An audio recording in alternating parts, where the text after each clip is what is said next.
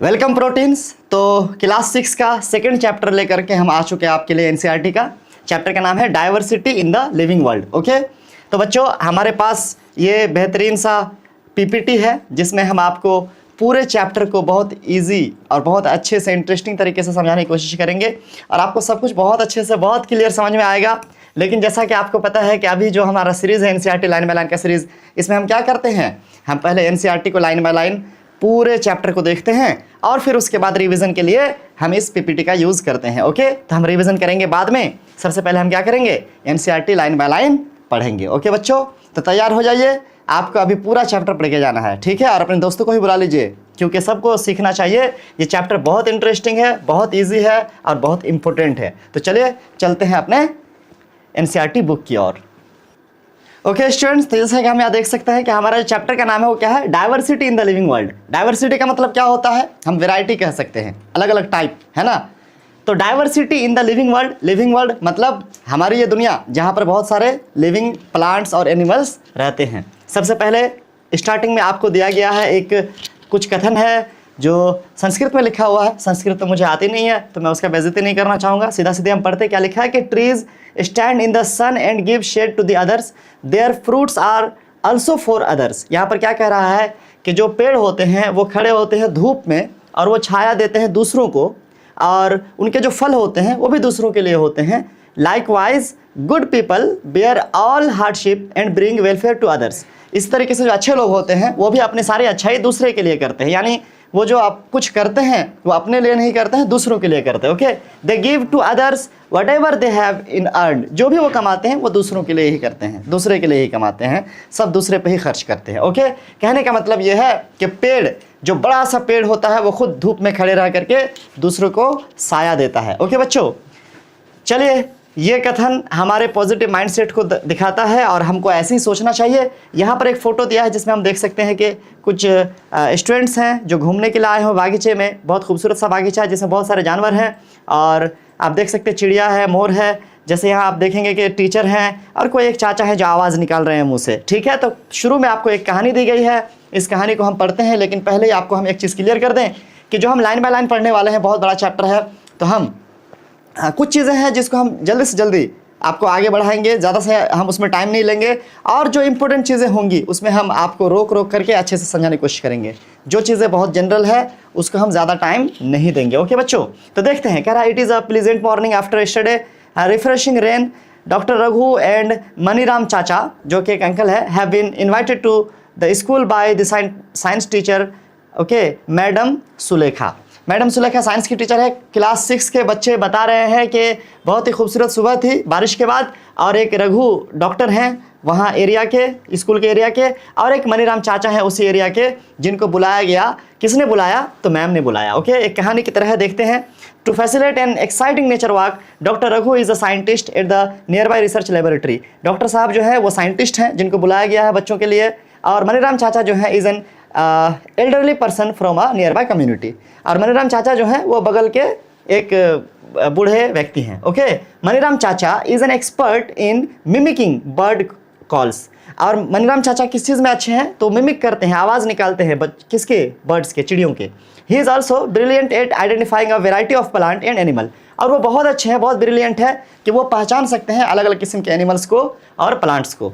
To prepare them for the nature walk, Dr. Raghu informs the students that the object of this walk is to experience the beauty and variety of plants and animals. अब doctor Raghu साहब पहले ही बच्चों को कह देते हैं कि बच्चों देखो, जो आज हम निकल रहे हैं ना सैर पर, हमारा मकसद है हम इस नेचर की खूबसूरती को देखेंगे। ओके बच्चों, they are curious to interact to learn from them. अब वो सब क्यूरियस होते हैं, वो सब अंदर में उत्साहित होते हैं।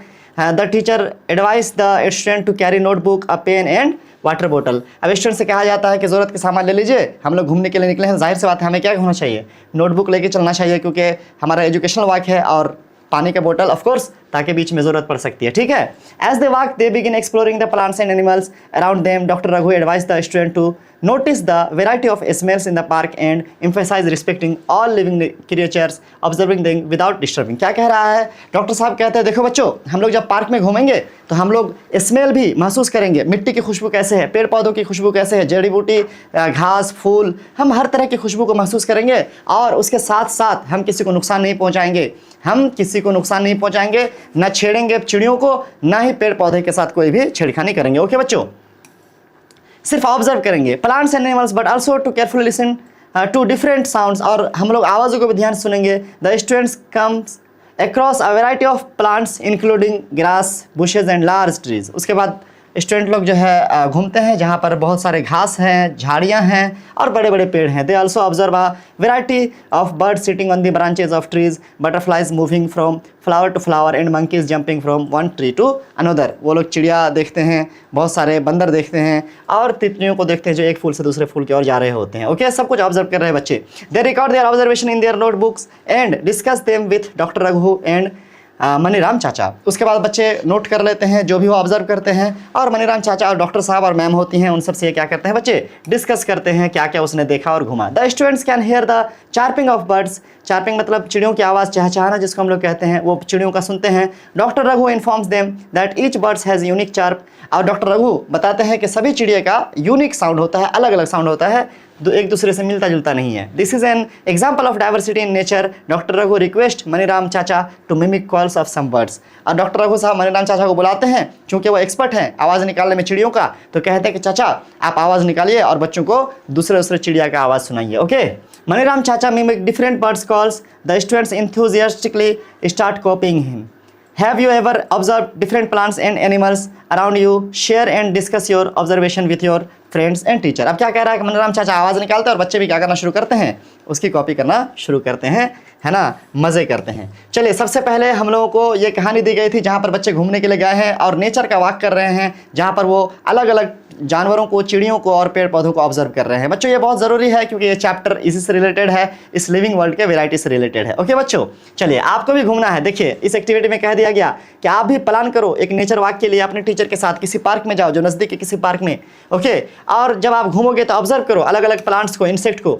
देखो मैं यहाँ पर क्यों लाइन बाय लाइन नहीं पढ़ रहा हूँ, क्योंकि ये बहुत ज़्यादा इंपॉर्टेंट, जहाँ पर नहीं मिल लगेगा हमको, हम वहाँ थोड़ा इसको स्किप करने की कोशिश करेंगे, बिकॉज ये चैप्टर बहुत लंबा है, नहीं तो वीडियो बहुत लंबा हो जाएगा। ओके बच्चों, बाकी जहाँ पर भी जो भी इंपॉर्टेंट है वो नहीं छूटेगा और सभी हम आपको एक एक पॉइंट ज़रूर बताएंगे। चलिए, तो यहाँ पर फिर कह रहा है आप भी घूमने के लिए जाइए और मौसम को देखिए, चिड़ियों को देखिए, वेदर को देखिए, है ना, सब कुछ देखिए, ऑब्जर्व कीजिए। और कह रहा है you can collect different types of fallen leaves और flowers and create a scrap book. अब मैंने यहाँ पर अंडरलाइन क्यों करा है, इसके पीछे का रीज़न है, स्कार्फ बुक का मतलब होता है एक ऐसा बुक, एक नोट ऐसा तैयार करना जिसमें आप क्या कर सकते हैं, फिजिकल चीज़ें शामिल कर सकते हैं, यानी आप पत्ते शामिल कर सकते हैं, आप फ्लावर शामिल कर सकते हैं, आप कोई सूखी घास, कोई चीज़, कोई फ़ोटो, आप क्या करिए, जब आप घूमने के लिए गए तो आप अलग अलग चीज़ें कलेक्ट कीजिए और उसको एक स्कार्फ बुक बनाइए, एक प्रेजेंटेशन की तरह आप बनाइए। Take care of the plants and animals in nature, ensure that you do not disturb the plant and animals in the park, do not pluck leaves and flowers. जब आप घूमने के लिए जाएंगे तो आपको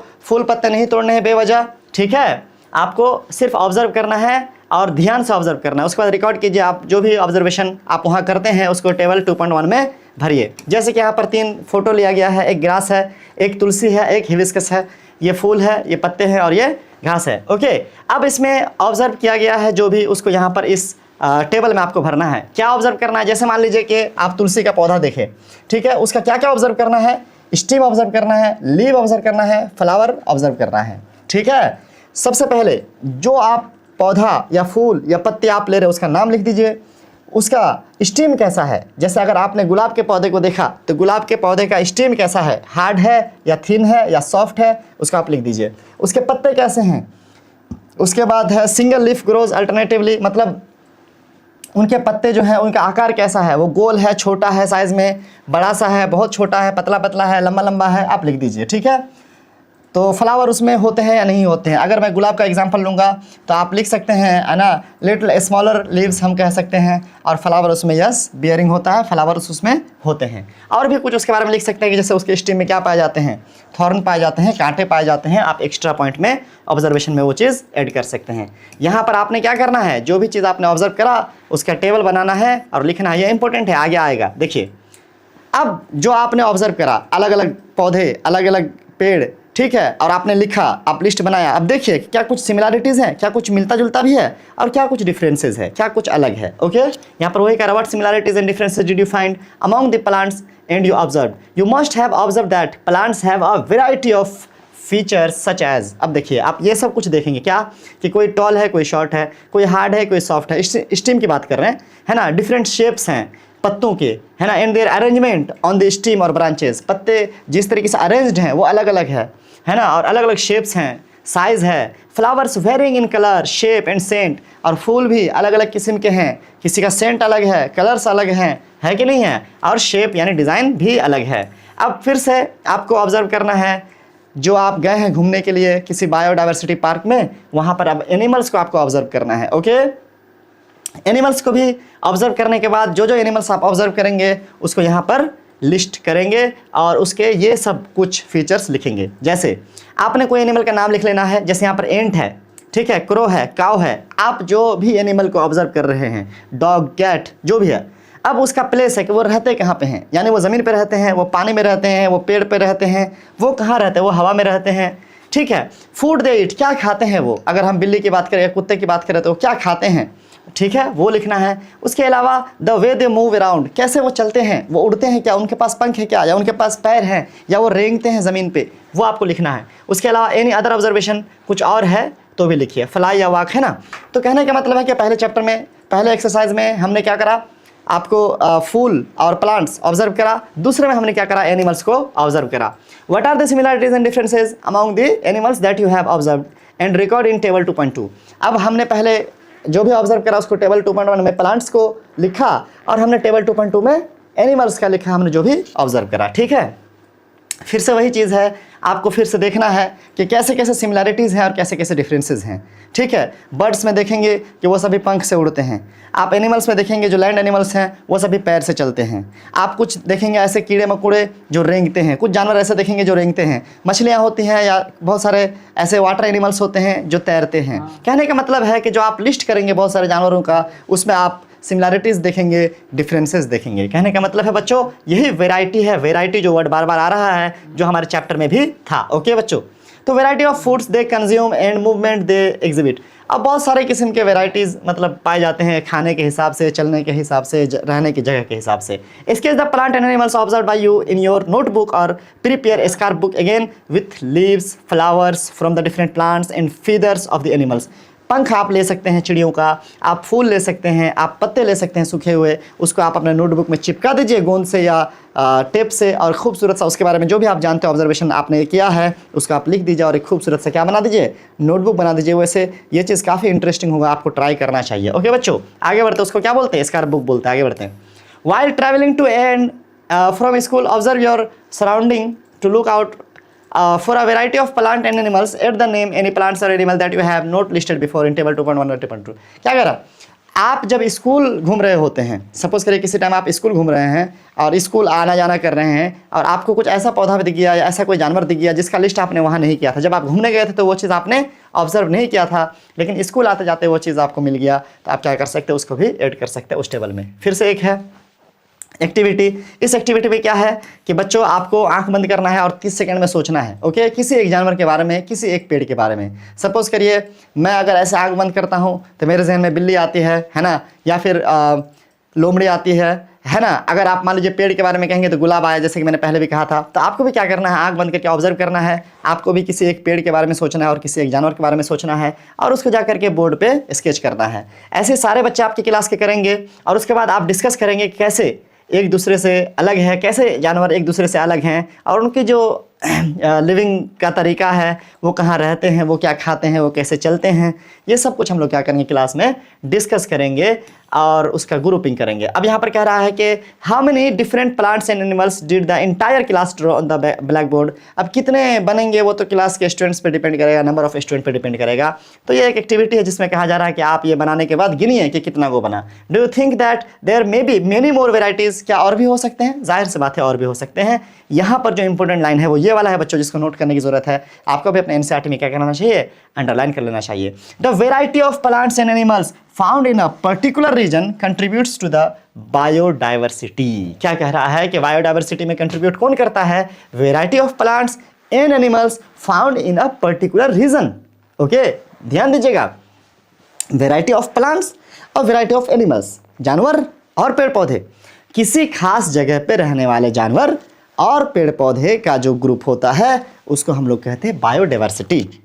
समझ रहे बात को? बायोडाइवर्सिटी क्या है? किसी पर्टिकुलर रीजन में, किसी पर्टिकुलर जगह में जो वेराइटी ऑफ प्लांट्स होते हैं और वेराइटी ऑफ एनिमल्स होते हैं उसको मिला करके उस हैबिटेट को हम लोग क्या कहते हैं? बायोडाइवर्सिटी कहते हैं। ओके बच्चों, तो आप इसको याद रख लेंगे।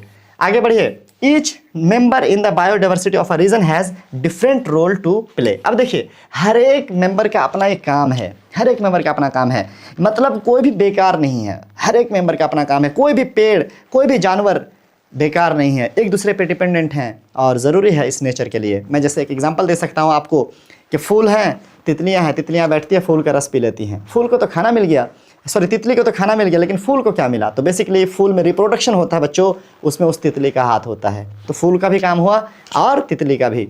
बैर का गाछी है, चिड़िया बैठा, बैर खा लिया, चिड़िया का पेट भर गया, बैर को क्या मिला? बैर की गाछी को ये मिला कि उसका जो बीज है वो ले जाकर कहीं और फेंक देगा वो खाते खाते, तो वहाँ भी एक बैर का बीज क्या हो जाएगा? एक पौधा जो है बन जाएगा और बैर का जो है रिप्रोडक्शन हो जाएगा और वेराइटी, बैर के नंबर्स ऑफ जो ट्रीज़ हैं वो बढ़ जाएंगे, है कि नहीं है? तो इस तरह से बैर के पेड़ को फ़ायदा ये हुआ कि और भी बैर के पेड़ जो जंगल में हो गए, और उसमें बैठने वाले चिड़िया को फ़ायदा ये हुआ कि उसका पेट भरा। कहने का मतलब है कि जो बायोडाइवर्सिटी में अलग अलग किस्म के प्लांट्स और एनिमल्स होते हैं वो एक दूसरे पर इंटरडिपेंडेंट होते हैं, वो एक दूसरे के लिए ज़रूरी होते हैं बच्चों। ठीक है, कोई बेकार नहीं है, सबका अपना अपना रोल है। ओके, यहाँ पर कह रहा है क्या? For example, trees provide food and shelter to the some birds and the other animals, है ना? मतलब ट्रीज जो होते हैं वो शेल्टर यानी घर देते हैं दूसरे चिड़िया और जानवर को। Animals help in spreading seeds after eating fruits and so on.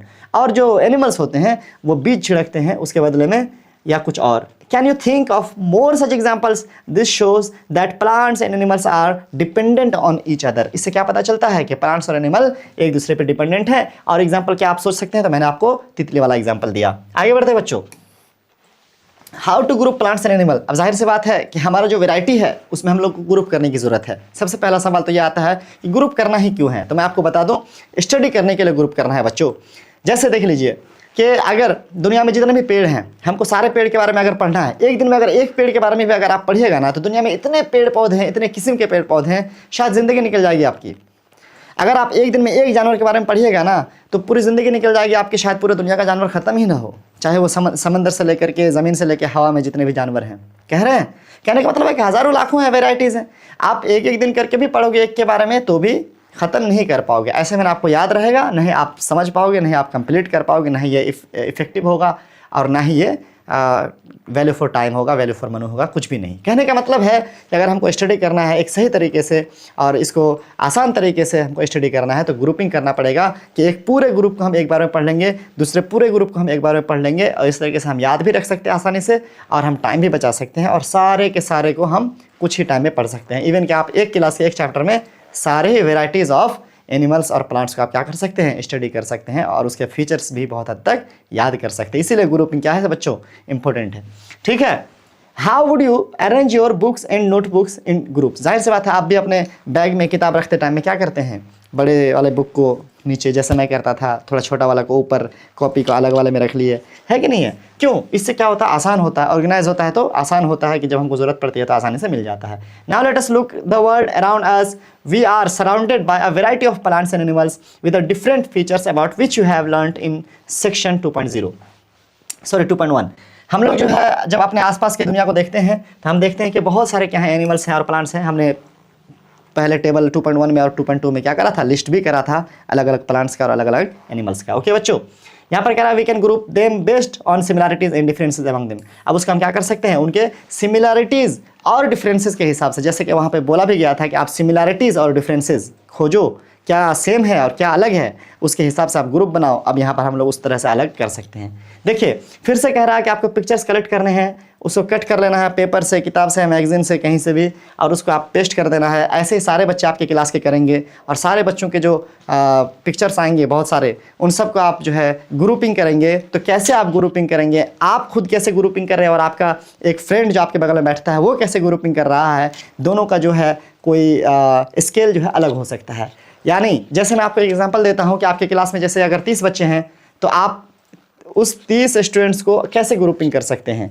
कोई ये कह सकता है कि सर हम लेडीज़ एंड जेंट्स के हिसाब से, यानी बॉयज़ और गर्ल्स को अलग कर देंगे, इस तरह से ग्रुप हो गया। कोई कहेगा नहीं हम हाइट के हिसाब से कर देंगे, कोई कहेगा नहीं हम एज के हिसाब से, कोई कहेगा हम कलर के हिसाब से, कोई कहेगा मार्क्स के हिसाब से जो हमने लास्ट टेस्ट में ऑब्टेन किया था, कोई कहेगा नहीं हम ग्रुप ऐसे कर सकते हैं कि किनके पापा कौन से ऑक्यूपेशन में है, कौन से पेशे में है, उसके हिसाब से हम ग्रुप करेंगे। कोई कहेगा नहीं एरिया के हिसाब से, कौन किस एरिया से, उसके हिसाब से हम ग्रुप बनाएंगे। कहने का मतलब है कि आप ग्रुप बहुत तरीके से बच्चों बना सकते हैं। यहाँ पर भी हम सिमिलैरिटीज़ और डिफरेंसेस के हिसाब से ग्रुप बनाएंगे। यही चीज़ समझाने की इस टेबल में कोशिश की गई है। You will surprise to see that the basis used by different group में वेरी। आप देखेंगे कि जिस बेस पे ग्रुप बनाया गया है अलग अलग बच्चों के द्वारा वो वेरी कर रहे हैं, अलग अलग हैं।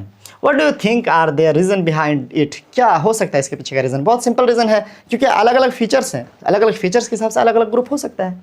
Different students might have chosen different common features for the grouping. For example, some students may have chosen the height of the plants as the basis of grouping, while other might have chosen presence of absence of flower as the basis of grouping the plants. अब plants की grouping करनी थी तो कोई plant के size के हिसाब से ग्रुप कर दिया कि जो छोटे प्लांट है वो एक ग्रुप में, जो बड़े प्लांट से ग्रुप में। कोई कहा नहीं फूल के हिसाब से कि जिसमें फूल होता है वो एक ग्रुप में, तो फूल नहीं होता वो एक ग्रुप में। कहने का मतलब है कि हम वेराइटी ऑफ बेसिस लेकर के क्या कर सकते हैं, ग्रुपिंग कर सकते हैं। अगर मान लीजिए कि आप प्लांट्स का ग्रुपिंग कर रहे हैं तो प्रेजेंस और एब्सेंस ऑफ फ्लावर के हिसाब से कर सकते हैं, हार्ड या सॉफ्ट स्टीम के हिसाब से कर सकते हैं। अगर आप मान लीजिए कि एनिमल्स का ग्रुपिंग कर रहे हैं तो आप ईटिंग हैबिट के हिसाब से कर सकते हैं, या कहाँ पे वो रहते हैं उसके हिसाब से कर सकते हैं, place they live. Okay, you may have grouped animals based on varied features such as what they eat, where they live, what color they are and how they move। कहने का मतलब है कि आप जब ग्रुपिंग करेंगे एनिमल्स का तो क्या खाते हैं, कहाँ रहते हैं और कैसे चलते हैं, इनके बेसिस पे आप क्या कर सकते हैं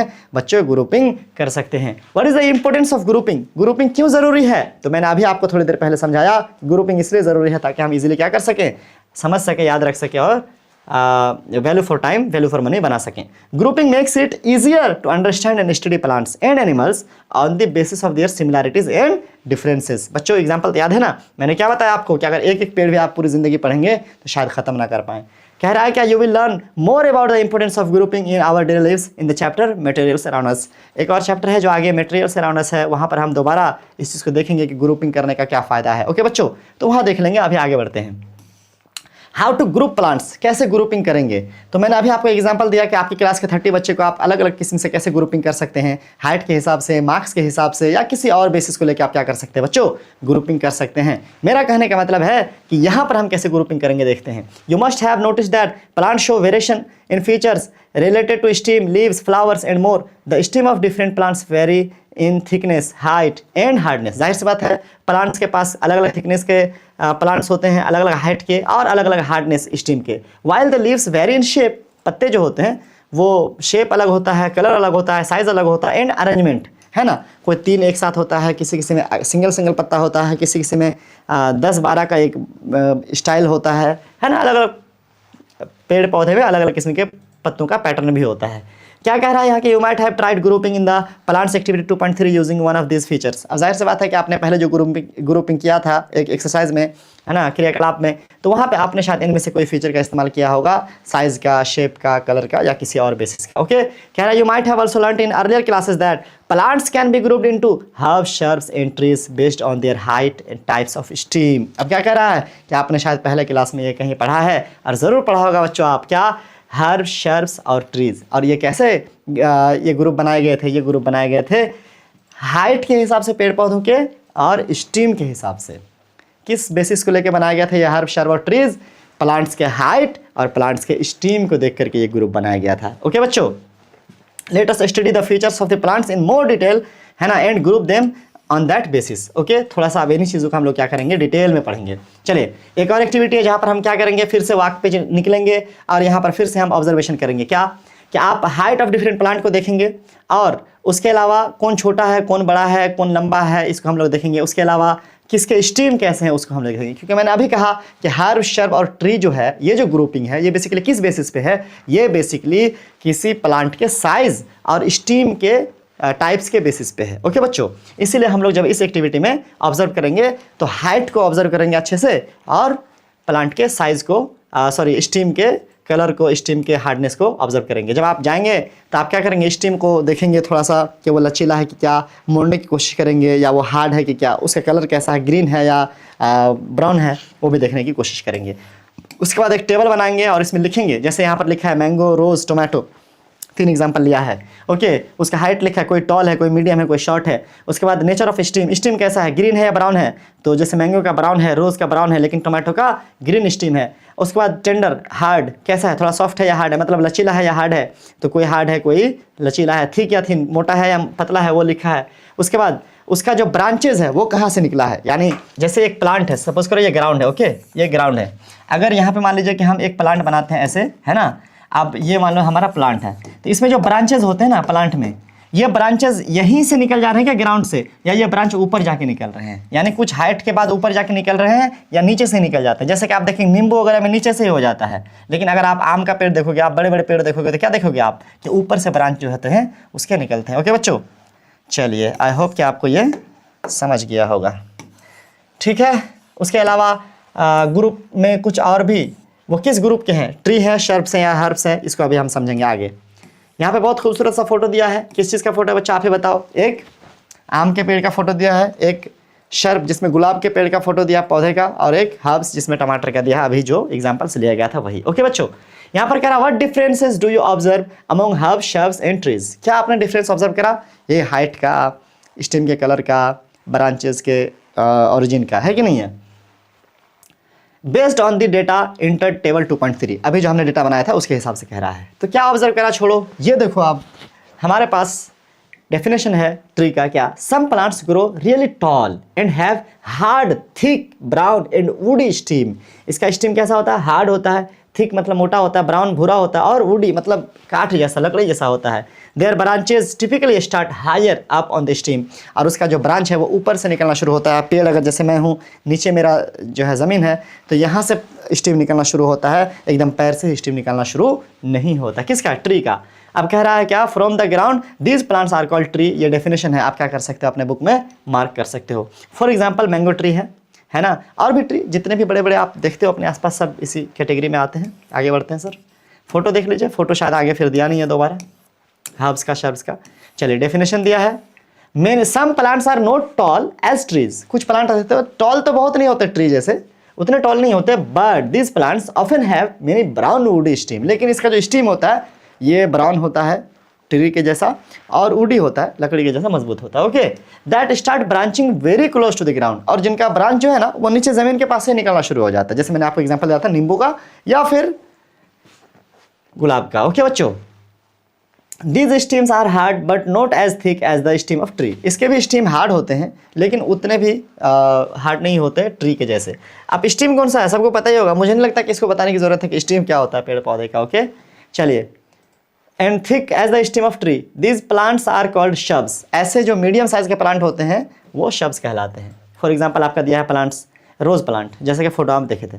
उसके अलावा some plants are typically small with soft and green stems, अब कह रहा है कुछ ऐसे प्लांट्स होते हैं जो बहुत छोटे होते हैं, ठीक है, और सॉफ्ट उसका स्टीम होता है और ग्रीन होता है। यानी कहने का मतलब है कि अगर मान लीजिए एक छोटा सा पौधा है ना, ऐसा छोटा सा कोई पौधा है, ये ज़मीन है ना, तो इसका जो ये सब है, ये जो स्टीम है बीच का, है ना, ये जो स्टीम है ये भी क्या है, ग्रीन है कलर में, कैसा है, ग्रीन है। कलर कर दें क्या, ग्रीन कर दें, चलिए ये वाला ग्रीन है, ग्रीन कलर का स्टीम होता है कि नहीं है, और उसके पत्ते वत्ते निकले हुए होते हैं। ओके बच्चों, और ये बहुत कोमल होता है, सॉफ्ट होता है, ये कोई हार्ड नहीं होता है, ठीक है। क्या कह रहा है, अब उसके अलावा इसको हम लोग हर्ब्स कहते हैं, ठीक है। जैसे एग्जांपल के लिए टमाटो प्लांट है, या कोई भी घास है, धान गेहूं का पौधा भी है, ये सब हर्ब्स में आते हैं। Some plants with weak stem need support to climb and grow and are called climbers. अच्छा, एक सवाल मैं आप लोगों को देके जा रहा हूँ बच्चों, इसका जवाब अगर आप खोज पाओ तो कमेंट करके बताना ज़रूर कि बांस का जो पेड़ या पौधा या घास जो भी है, बांस क्या है, ट्री है, हर्ब है या शर्ब है। ओके बच्चों, क्वेश्चन आपके लिए रहा और आप इसको कमेंट करेंगे या आप अपने टीचर से या बड़ों से पता लगाने की कोशिश करेंगे अगर आपको नहीं आता है तो। ओके बच्चों, ये सवाल मेरे तरफ से आपके लिए। अगर वीडियो आपको अच्छा लग रहा है, पसंद आ रहा है, आपको समझ में आ रहा है तो आप ज़रूर वीडियो को लाइक कीजिए और शेयर कीजिए अपने दोस्तों के साथ ताकि उनको भी एक अच्छा सा क्लास देखने को मिल जाए। ओके बच्चों, तो यहाँ पर एक और टाइप है क्या कि some plants with weak stem need support to climb and grow and are called climbers. अब क्लाइंबर्स वो होते हैं, वो पौधे होते हैं जो जिनका स्टेम वीक होता है, ठीक है, ये ऐसे ही ग्रो नहीं कर सकते, या ऐसे ही ऊपर नहीं जा सकते, ऐसे सीधा खड़ा नहीं हो सकते, इनको सपोर्ट चाहिए। जैसे आप मटर का पौधा देख सकते हैं, उसको सपोर्ट दीजिएगा तो सपोर्ट से चढ़ चढ़ के ऊपर चढ़ेगा। ओके बच्चों, उसको क्लाइंबर्स कहते हैं। Some plants creeps along the ground and they called creepers. और कुछ होते हैं जो रेंगते हैं ज़मीन पे, क्रीपर्स, रेंगने वाले। ओके बच्चों, जैसे आप कद्दू का ले लो, जैसे आप वाटरमेलन के ले लो, क्या करते हैं, रेंगते हैं। What can be other features on the basis which you can group plants, let us perform another activity. उसके अलावा और भी बेसिस हो सकते हैं। मैंने शॉर्ट यहाँ पर हर्ब शर्ब्स या जो भी क्लाइंबर्स क्रीपर्स रहा, ये सब क्या था, हाइट के हिसाब से था, स्टीम के फीचर्स के हिसाब से था, है कि नहीं। और भी बहुत सारे गुण हैं, और भी बहुत सारे फीचर्स हैं जिनके हिसाब से आप क्या कर सकते हैं, ग्रुपिंग कर सकते हैं बच्चों। ओके, आगे बढ़ते हैं। एक्टिविटी और दिया है जिसमें आपको क्या करना है, इस एक्टिविटी में अलग अलग पत्ते लेने हैं और उसको ऑब्जर्व करना है। इस एक्टिविटी में क्या करना है, आपको अलग अलग पत्ते को लेकर के ऑब्जर्व करना है। जैसे कि यहाँ पर 3 पत्ता लिया है, हिबिस्कस का, एक बनाना का और एक घास का। ठीक है बच्चों, you may have observe these thin lines on the leaves, है ना, ऑफ द प्लांट्स, है ना, दीज आर वेन्स। देखिए बच्चों क्या कह रहा है, जब आप पत्ते लेंगे तो पत्ते में ये बीच में देखते हो लाइन, साइड में देखते हो लाइन, ऐसे वाले, ठीक है। ये जो लाइन्स है ना बच्चों, इसको वेन्स कहते हैं। क्या कहते हैं, वेन्स कहते हैं, इनको शिरा कहते हैं। The pattern of the when on the leaf is called venation. अब ये डिज़ाइन बना एक ठो पत्ते में, ये डिज़ाइन बना मेरे इंक का, इस डिज़ाइन को, यहाँ भी है, यहाँ भी है, इस डिज़ाइन को वेनेशन कहते हैं। मतलब ये जो आप लाइन देखते हो पत्ते पे, उसको वेन कहते हैं, और उस वेन से जो एक पैटर्न बनता है, एक डिज़ाइन बनता है, उसको हम लोग क्या कहते हैं, वेनेशन कहते हैं। ओके बच्चों, what difference do you see in the veins of leaves show in the figure 2.4 2.4b। यहाँ पर आप ABC में देखो कि क्या डिफरेंस आपको देखने को मिल रहा है। इसमें ऐसा वाला वेन है, इसमें बीच में एक ऐसा है, और फिर उसके बाद देखो एकदम parallel parallel parallel parallel parallel parallel parallel parallel, ये वेनेशन है इसमें, पैरेलल पैरेलल। इसमें क्या है, इसमें और भी है, देखो यहाँ पर भी है, यहाँ पर भी है ना, यहाँ पर भी है, यहाँ पर भी है, ये जाली जैसा हो गया, ठीक है, हाँ। और इसमें क्या है, इसमें ऐसा पैरेलल पैरेलल पैरेलल है, इसमें भी ऐसे वेन्स हैं। अब कहने का मतलब है कि यहाँ पर हम लोगों को 2 किस्म का पैटर्न देखने को मिलता है, एक तो ऐसा वाला कंफ्यूजिंग कम्प्लेक्स वाला, और एक ऐसा सिंपल पैरेलल वाला एक दूसरे से। ओके, तो ये 2 किस्म का हम लोग को पैटर्न क्या होता है पत्ते में देखने को मिलता है, उसी को यहाँ पर लिखा हुआ है। ओके बच्चों, अब आगे देखते हैं। तो यहाँ तक हमने कर लिया, अब आगे देखते हैं क्या है कि in some leaves you can observe a net like pattern of veins on both side of a thick middle veins, this pattern is called reticulate venation. अब क्या कह रहा है कि कुछ पत्ते में क्या होता है कि जाल जैसा पैटर्न होता है, नेट लाइक पैटर्न, जैसे कि मैंने इसमें दिखाया था आपको, जाल जैसा पैटर्न होता है, तो उसको हम लोग कहेंगे रेटिकुलेट वेनेशन। ठीक है, वहीं कि in some leaves you may observe that the veins run parallel, है ना, this pattern is called parallel venation. और इसमें हमने क्या देखा था कि पैरेलल एक दूसरे के आते हैं वेनेशंस, वेन्स यानी शिराएं पैरेलल आती हैं, तो इसको हम लोग पैरेलल वेनेशन कहते हैं। कहने का मतलब है कि 2 किस्म का वेनेशन होता है पत्तों में, एक होता है रेटिकुलेट वेनेशन जाल की तरह, और एक होता है पैरेलल वेनेशन, एक दूसरे से पैरेलल वेन्स होते हैं। ओके बच्चों, यही करना है। For example the leaves of banana plants and grass exhibit parallel venation, और वो जो है, जो हम लोग हिबिस्कस का लिए हैं, वो आपको रेटिकुलेट वेनेशन दिखाता है। और रेटिकुलेट वेनेशन के एग्जांपल्स आपके आसपास बहुत हैं। अक्सर पेड़ पौधों में हम लोग बड़े वाले पेड़ में जो भी देखते हैं वो रेटिकुलेट वेनेशन ही होता है। ठीक है, हिबिस्कस के अलावा गुलाब का भी लीजिएगा तो रेटिकुलेट ही मिलेगा। अक्सर बड़े पौधों में आपको यही देखने को मिलता है। Do you think that plants can be grouped on the basis of venation present in their leaves. अब क्या इनके पत्तों के इस डिज़ाइन के हिसाब से, वेन के पैटर्न के हिसाब से क्या ग्रुप किया जा सकता है? बिल्कुल किया जा सकता है। जैसे मैंने कहा था कि अलग अलग चीज़ें लेके ग्रुपिंग की जा सकती है। ओके बच्चों, now let try explore roots of the plants. Do all plants have the same root, और अलग अलग। अब यहाँ पर रूट के देखना है आपको। इस 2.6 एक्टिविटी में क्या करना है आपको, रूट्स देखने हैं। क्या करना है, अपने आसपास के किसी फील्ड में जाओ, छोटे पौधों का इस्तेमाल आप कर सकते हैं इस एक्टिविटी के लिए। आप क्या करो, ग्राउंड से थोड़ा गीला कर लो ताकि आप उखाड़ सको। खुरपी लेके जाओ, यहाँ पर लिखा है ना खुरपी, ट्रोल, है ना, वो लेके जाओ और आप पौधे उखाड़ो थोड़ा सा, है कि नहीं है, 2 4 5 ठो। जैसे कि यहाँ पर 2 पौधा दिखाया गया है, है कि नहीं है? एक है किसका, तोरी का, और एक है यानी सरसों का एक है, और एक है घास कोई। तो आप इस तरीके से दो पौधा उखाड़ो और उखाड़ के लाके उसका जड़ ऑब्जर्व करो।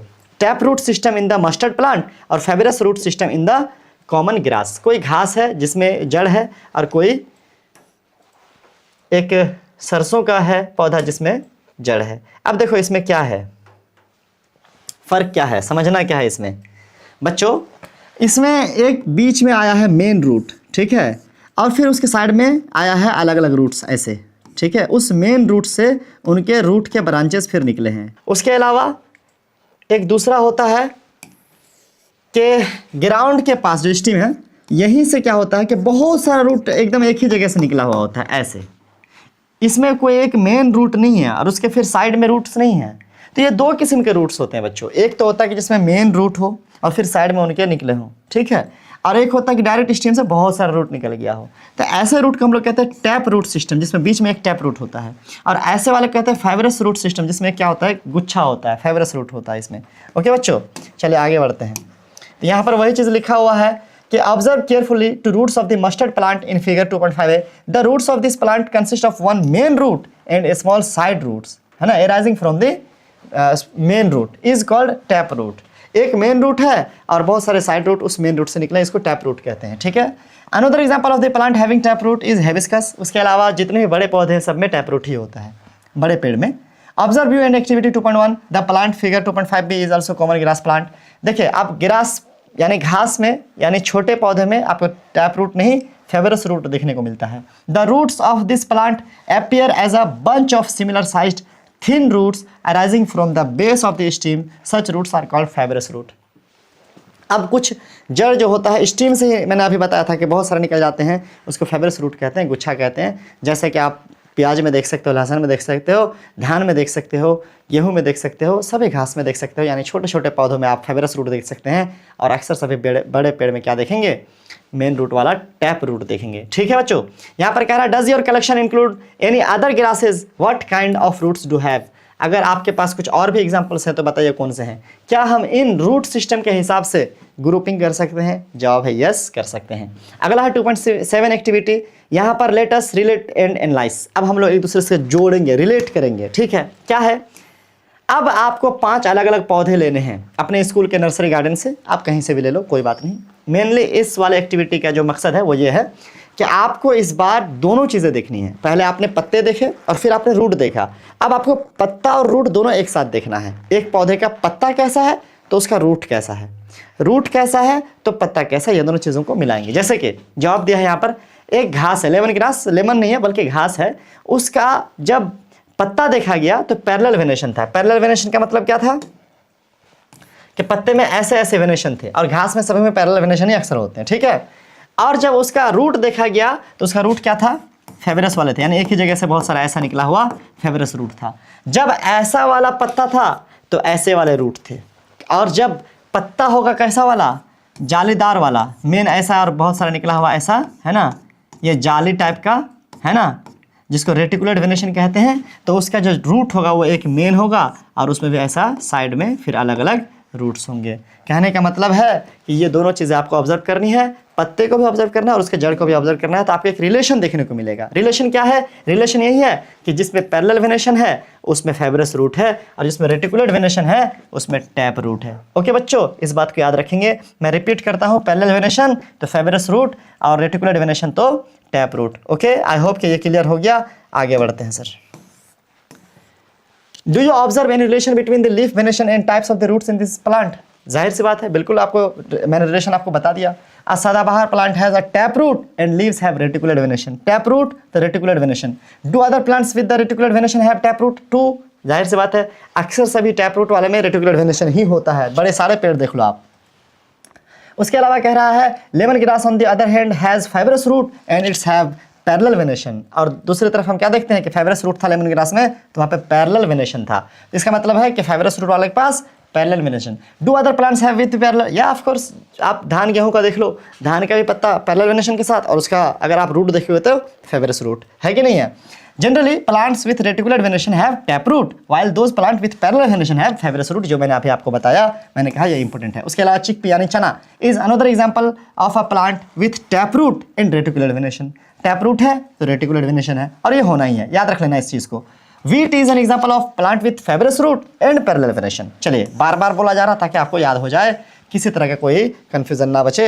एक और एग्जांपल आपके लिए 2.8, यहाँ पर क्या करना है आपको, चना भिगा देना है कुछ और कुछ मकई भिगा देना है, 24 घंटे के लिए छोड़ देना है, और उसके बाद उस चना या मकई का खोल उखाड़ना है, उसके ऊपर का एक लेयर आपको, आउटर लेयर को बाहर निकालना है, और उसके बाद देखना है कि उस बीज के अंदर सिंगल बीज ही है या डबल निकल रहा है। कहने का मतलब है कि जैसे चना, जब चना एक गोटा चना था, है ना,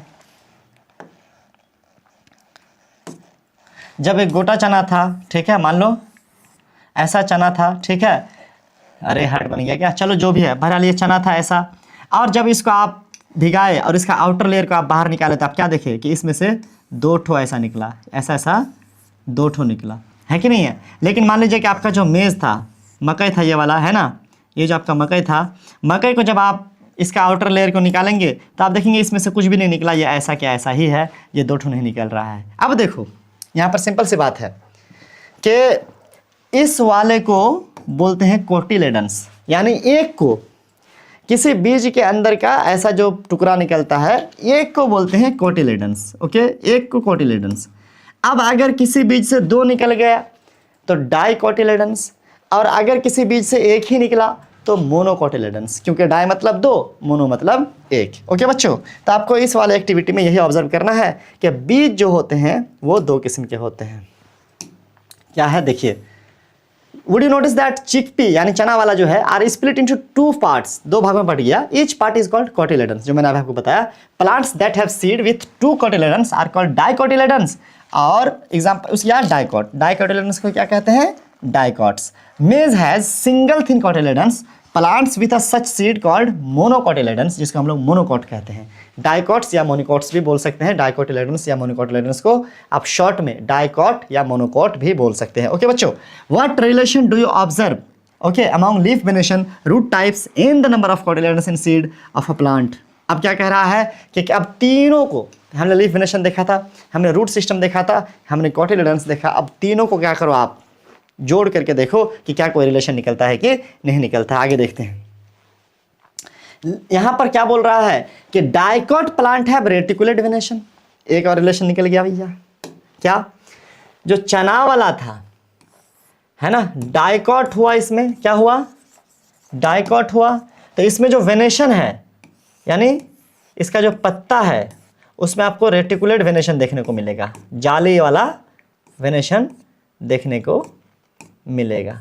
ओके बच्चों, डाइकोट था तो रेटिकुलेट वेनेशन देखने को मिलेगा, है कि नहीं है।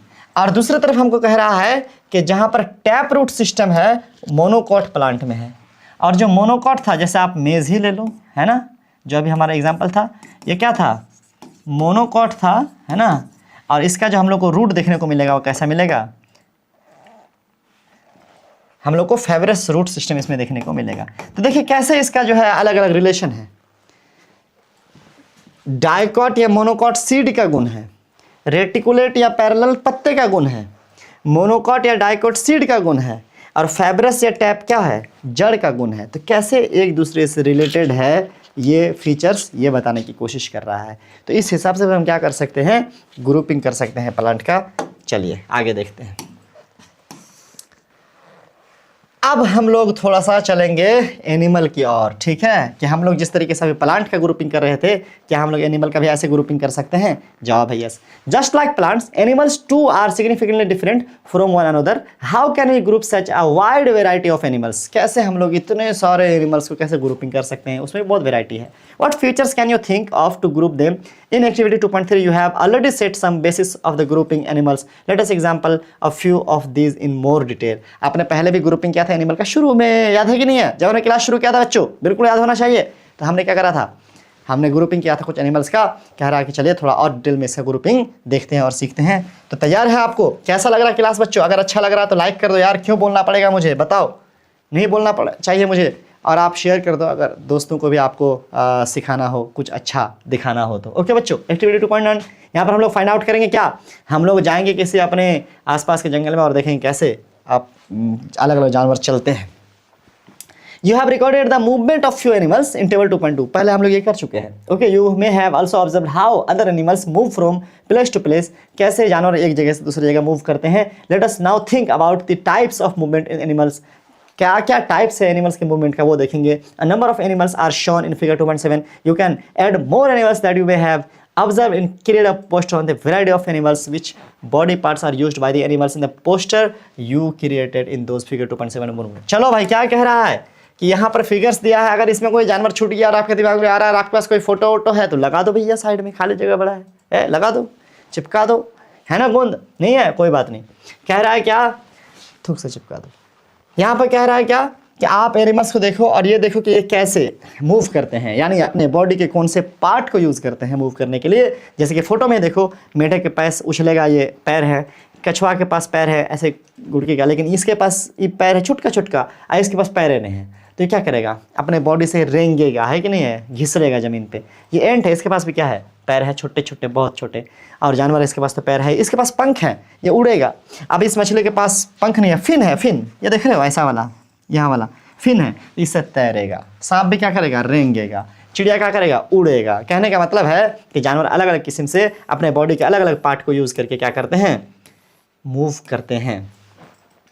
List this animals in table 2.5, आपको लिस्ट करना है, बनाना लिस्ट, है ना। उसके बाद कैसे वो उड़ते हैं उसको लिखना है। जैसे यहाँ पर आपने लिस्ट देखा, एंट है वो कैसे चलता है, वो वॉक करता है कि जंप करता है कि फ्लाई करता है, कि कुछ फ्लाई भी करते हैं और अक्सर वॉक करते हैं।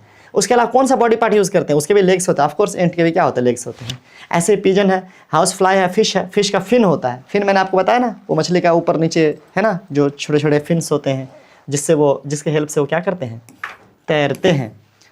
ओके बच्चों, आगे बढ़ते हैं। What conclusion can you draw from the data given in the table 2.5? अब यहाँ पर जो है आप क्या कंक्लूजन निकालते हैं, यही कंक्लूजन निकालते हैं कि एनिमल्स डिफरेंट बॉडी पार्ट्स का यूज़ करके अलग अलग तरीके से क्या करते हैं, चलते हैं। तो हम इनके मूवमेंट के हिसाब से, इनके मूवमेंट को एक फीचर मान करके हम क्या कर सकते हैं, ग्रुपिंग कर सकते हैं, इनकी एक वेराइटी बना सकते हैं।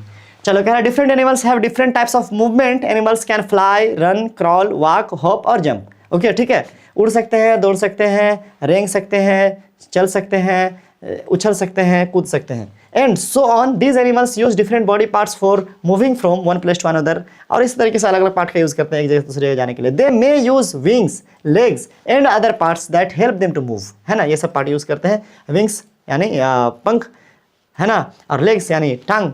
Hair we have identified animal based on the type of movement and the body parts used for the movement. How can we group animals based on their movements? हम लोग कैसे इसको ग्रुप कर सकते हैं, जाहिर सी बात है कौन से बॉडी पार्ट का यूज़ करते हैं उसके हिसाब से हम ग्रुपिंग कर सकते हैं। Additionally, many animals differ from each others in shape, size, structure, color and other features. अब जाहिर सी बात है सिर्फ चलने के हिसाब से हम ग्रुपिंग नहीं करते, बल्कि हम किसी और फीचर को लेकर के, जैसे कि यहाँ पर कह रहा है कि उसके साइज़ को लेकर, स्ट्रक्चर को लेकर, कलर को लेकर के, है कि नहीं है, और फीचर्स को लेकर भी हम क्या कर सकते हैं, ग्रुपिंग कर सकते हैं। Some of these features can also be used for group animals in various ways, like plants. Grouping of animals is important for understanding their diversity. जैसे कि प्लांट में हम लोग ग्रुपिंग किए ताकि हम प्लांट्स को अच्छे से स्टडी कर पाए, टाइम सफिशिएंट हमारे पास हो। ऐसे ही हम एनिमल्स को भी ग्रुपिंग करते हैं ताकि हम ग्रुपिंग करके एनिमल्स की भी वैरायटी को बहुत आसानी से पढ़ सकें, ईजी हो जाए हमारे लिए अंडरस्टैंड करने के लिए। ओके, एक साइंटिस्ट के बारे में यहाँ पर दिया है, हम लोग को इसको जानना चाहिए, और एनसीईआरटी ने बहुत अच्छा काम किया है, अब फिगर्स भी काफ़ी अच्छे आने लगे। ओके बच्चों, तो ये हमारा अपडेटेड एनसीईआरटी है 2024 के बाद से, जो अभी हाल फिलहाल में लॉन्च हुआ है। तो हम देख सकते हैं एक साइंटिस्ट है जिनका नाम है जानकी अम्माल। 1897 ये पैदा हुई थी, डेट ऑफ बर्थ है, और मर गई हैं 1984 में, बहुत साल जिंदा रह गई है, 97, 84, चलो 80-90 साल तो जिंदा रह गई। वाज एन इंडियन बोटनिस्ट, ये क्या थी, बोटनिस्ट थी, वनस्पति विज्ञान का रिसर्च करती थी। Dedicated to environmental work and help to document and preserve India's rich plant biodiversity. अब क्या कह रहा है, ये प्लांट्स को लेकर के, बोटनिस्ट तो थी ही, तो ये प्लांट्स का स्टडी करती थी, और ये इन्होंने हेल्प करा बहुत सारे ऐसे प्लांट डाइवर्सिटी को सेव करने के लिए, प्रिजर्व करने के लिए, बचाने के लिए मूवमेंट्स चलाए। और यहाँ पर एक नाम भी दिया है कि she played key role in the save silent valley. देखो, सेव साइलेंट वैली बोल करके एक मूवमेंट था, एक आंदोलन था, उस आंदोलन में इनका बहुत इंपॉर्टेंट रोल रहा है। 10 साल तक ये आंदोलन चला था भाई, ठीक है। और ये केरला में चला था एक आंदोलन जिसमें हमारा जानकी अम्माल की एक बहुत इंपॉर्टेंट उसमें रोल रहा था, जिसमें डाइवर्सिटी को बचाने का उसने काम किया था। आगे बढ़ते हैं। As the head of the botanical survey of India she initiated programs to document to the plant of day. अब वो बोटानिकल सर्वे ऑफ इंडिया की हेड भी रही थी, तो उसने बहुत सारे ऐसे प्रोग्राम्स बनाए है ना, ताकि डाइवर्सिटी ऑफ इंडिया को क्या कर सके, बचाया जा सके, सेव किया जा सके फ्यूचर के लिए। आगे बढ़ते हैं, थोड़ा सा और जान लेते हैं कि क्या था ये सक्सेस स्टोरी सेवा silent valley, save silent valley movement. ठीक है, this is a real story of forest in Palakkad district of Kerala. तो पलक्कड़ डिस्ट्रिक्ट केरला की ये कहानी है जिसमें सेव साइलेंट वैली मूवमेंट जो हुआ था। It is about preserving untouchable beauty of most evergreen forest and it is rich biodiversity. वो जंगल जो है काफ़ी हरा भरा था, सालों भर हरा भरा रहता था, और उसको बचाने के लिए था, उसी जंगल को बचाने के लिए ये मूवमेंट था। The now famous silent valley was saved by remarkable movement, है ना, लेड बाय कॉमन पीपल। और आम लोगों ने ये मूवमेंट शुरू किया था, कोई खास नहीं। Who were not even residing the vicinity of the forest, वो नज़दीक भी नहीं रहते जंगल के, दूर रहते थे भाई वो सब आम लोग, और उन लोगों ने बचाने के लिए कोशिश की थी, ये मूवमेंट चलाया था। The battle against the proposal of a hydro electric dam across the Kunthi Puzha river, है ना, प्रिजिस्टेड फॉर 10 ईयर्स। अब क्या कह रहा है कि वहाँ पे एक नदी थी, उस नदी पे डैम बनना था इलेक्ट्रिसिटी के लिए, हाइड्रो इलेक्ट्रिसिटी के लिए।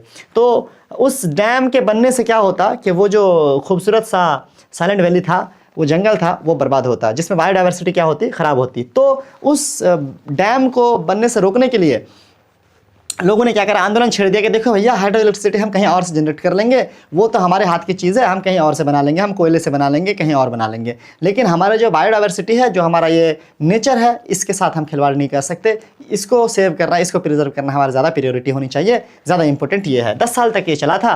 और कह रहा है क्या, at that time proposed used all possible available means such as a wide spread awareness program, letter to editor, articles in newspaper, seminars and petitions and appeals in court, है ना। The movement was successful in saving the silent valley. अब क्या कह रहा है कि उस time लोगों ने काफ़ी कोशिश करी, न्यूज़पेपर वगैरह में, लेटर्स में लोगों को जागरूक किया, बताया, है ना, कि देखो भैया कैसे हम लोगों के लिए ज़रूरी है इस डाइवर्सिटी को बचाना। ओके, तो ये एक इन्फॉर्मेशन था साइलेंट वैली के बारे में। एग्जाम में तो नहीं पूछे जाते हैं इसके बारे में डायरेक्टली, जो येलो पार्ट से हैं, लेकिन इंपॉर्टेंट है क्योंकि आपको आगे चल के कहीं भी काम आ सकता है। यहाँ पर है plants and animals in different surrounding. अब हमारे आसपास के एक नए टॉपिक के बारे में हम पढ़ते हैं, जहाँ पर हम एनिमल्स के बारे में डिस्कस करेंगे। You might have observe during nature walks that different animals live in different surroundings. जाहिर सी बात है कि अलग अलग जानवर अलग अलग जगह रहते हैं। मछली हमारे आसपास घर पे नहीं रह सकती, है ना, और बकरी पानी में नहीं रह सकती। कहने का मतलब यह है कि सबके सराउंडिंग्स अलग है। You have also recorded movement of animals in table 2.5। Does the movement of this animals depend upon their surroundings. क्या ये जो मूवमेंट है, क्या ये जो लिविंग हैबिट है, ये उनके सराउंडिंग के हिसाब से है, और क्या ये ज़रूरी है कि वो जो पानी में रहने वाला है वो पानी में ही रहे, और जो मिट्टी में रहने वाला है वो मिट्टी पे ही रहे, जो पेड़ पे रहने वाला है वो पेड़ पे ही रहे?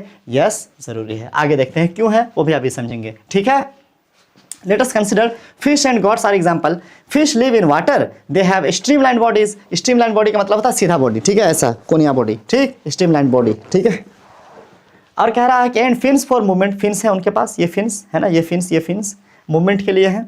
चलिए क्या कह रहा है, एंड गिरासी, है ना, और gods live in grassy area and move with the help of legs. और इसके पास ये घास वाले जगह पे रहता है और लेग से मूव करता है कि नहीं है।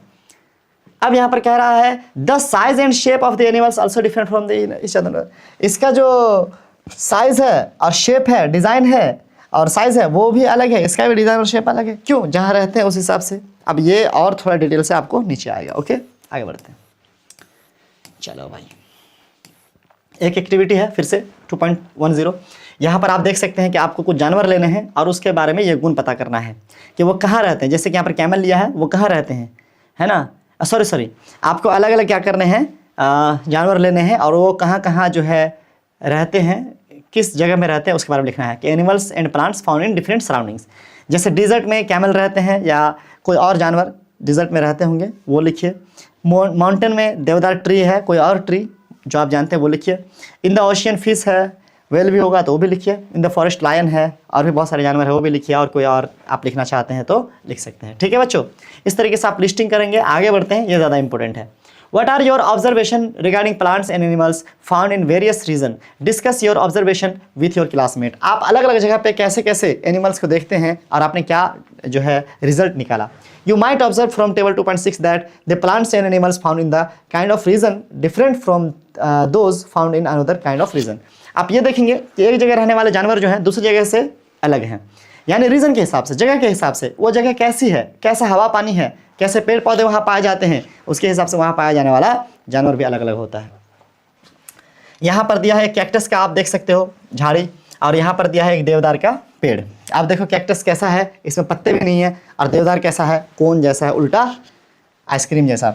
During a discussion in the classroom, Alex recalls that the observe cactus He observed cactus plant with the thick and fleshy stem in the desert of Rajasthan. अब एलेक्स कोई लड़का है क्लास 6 का, वो बताया कि भाई उसने देखा है राजस्थान में फ्लैशी स्टीम वाला, मोटा स्टीम वाला क्या कैक्टस को. जाहिर सी बात है होते हैं ऐसे. और माया शेयर दैट शी जो है सौ deodar tree in the Himalayas of Himachal Pradesh. और माया भी एक दूसरी लड़की है क्लास 6 की, वो क्या देखी है, वो देखी है देवदार के ट्री को. कहाँ पे, हिमालय प्रदेश में, ठंडे जगह में, हिमालयाज ऑफ हिमाचल प्रदेश में देखी है. This trees are conical in shape and have flexible and sloping branches. इनके जो डिज़ाइन है वो कोनिकल है और इनका जो ब्रांच है वो थोड़ा फ्लेक्सिबल है, वो आसानी से मुड़ जाता है. अब क्यों, देखेंगे आगे.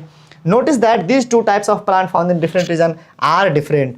ये अलग है और ये अलग है, ये राजस्थान का है, वो हिमाचल का है. अलग क्यों है, आप आगे देखिए. सराउंडिंग के हिसाब से उनको अलग होना जरूरी है, वरना वो सर्वाइव ही नहीं कर पाएगा, खर्चा हो जाएगा भाइयों. From each other, why it is true so, why does the biodiversity of the region vary from the other another, let us find out. क्यों अलग है पता लगाते हैं. There is very little water available in the desert. पहली बात क्या कह रहा है कि डिजर्ट में भाई पानी बहुत कम है. बात तो सही है, पानी डिजर्ट में क्या है, बहुत कम है.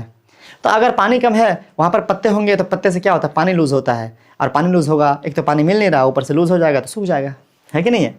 कह रहा है क्या, a hot desert is typically very hot during the day and very cold at night. और बालू पाया जाता है ना डिजर्ट में, बालू जल्दी गर्म होता है, जल्दी ठंडा होता है, इसीलिए दिन में बहुत गर्मी होती है और रात को बहुत ठंडी होती है. हमारे इधर के कोई पौधा ले जाकर रखोगे तो दिन के गर्मी में ही खर्चा हो जाएगा वो, और रात के ठंडे में भी खर्चा हो जाएगा. कहने का मतलब है नॉर्मल ऐसे पतले पतले पत्ता वाले वहाँ पे टिक नहीं सकते, वहाँ पे फ्लैशी मोटा स्टीम वाला चाहिए ताकि अंदर में पानी भरा रहे, ठंडापन रहे, बहुत ज़्यादा गर्मी भी हो तो वो बर्दाश्त कर ले उस गर्मी को और उससे वो सूखे ना.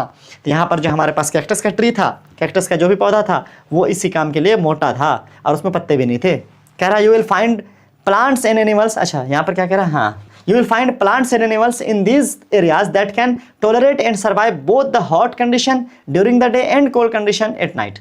अब ये गर्मी और ठंडी बर्दाश्त करने वाले जानवर ही या पौधे ही क्या करते हैं, रेगिस्तान में, डिजर्ट में रहते हैं. The fleshy stem of a plant found in the desert can store water and help them to tolerate the hot condition in this place. अब वही बात कह रहा है कि fleshy stem में वाटर होल्ड होता है, रहता है, प्रिजर्व रहता है, और वो क्या कर सकता है, दिन की बहुत गर्मी को बर्दाश्त कर लेता है और वो नहीं सूखता है. The mountain in extremely cold region experience, ऊपर से उसके लेयर, ऊपर से जो होता है ना प्लास्टिक जैसा एक मटेरियल होता है जो कि पानी लूज करने से बचाता है, और भी गुण हैं. The mountains in the extremely cold region experience frequently snowfall. In order to survive in such condition some of the trees have the ability to let the snow slide off easily. Conical shape and sloping branches of deodar trees है ना, enable them to do so easily. अब क्या कह रहा है, conical shape होता है जब हिमाचल प्रदेश में पाया जाने वाला देवदार ट्री का, इससे क्या होता है कि जब बर्फ़ बहुत गिरता है ठंडी में तो वहाँ पे वो बर्फ़ फिसल जाता है. वो बर्फ़ अगर उसको ढक लेगा, वो बर्फ़ अगर उसी पे अटका रहेगा तो वो टूट जाएगा, ख़त्म हो जाएगा. और दूसरी बात, उसके जो ब्रांचेस होते हैं वो फ्लेक्सिबल होते हैं. अगर कुछ फंसता भी है उसके ब्रांच में तो फिर ऐसे झुक जाता है जिसकी वजह से वो बर्फ़ गिर जाता है. अगर वो रिजिड रहेगा तो उसमें भारी हो जाएगा और वो टूट जाएगा. कहने का मतलब है कि जैसा सराउंडिंग है वैसे प्लांट हैं, ठीक. Some of the trees have the ability to let the snow slide off easily. You must have understood now that the biodiversity varies from the region to region because of the diverse condition. अलग अलग condition की वजह से diversity क्या होता है, change होता है. Look at the image of the camel from the hot desert of Rajasthan and a camel from the cold desert of Ladakh. है ना, what are the difference you observe between them? What is the advantage? है ना, do this differences provided to the camel. अब क्या कह रहा है, दोनों कैमल ही है लेकिन ये है राजस्थान का और ये है लद्दाख का. इस कैमल का देखो बाल कम है क्योंकि गर्मी में रहता है, इस कैमल के बाल बहुत ज़्यादा है क्योंकि ये ठंडी में रहता है, इसको ज़्यादा ज़रूरत है। इसके हूफ्स जो हैं, खुर जो है, ये चौड़े चौड़े हैं ताकि बालों में धंसे नहीं, इसके कम चौड़े हैं ताकि बर्फ़ में जो है थोड़ा घुसे और ये फिसले नहीं।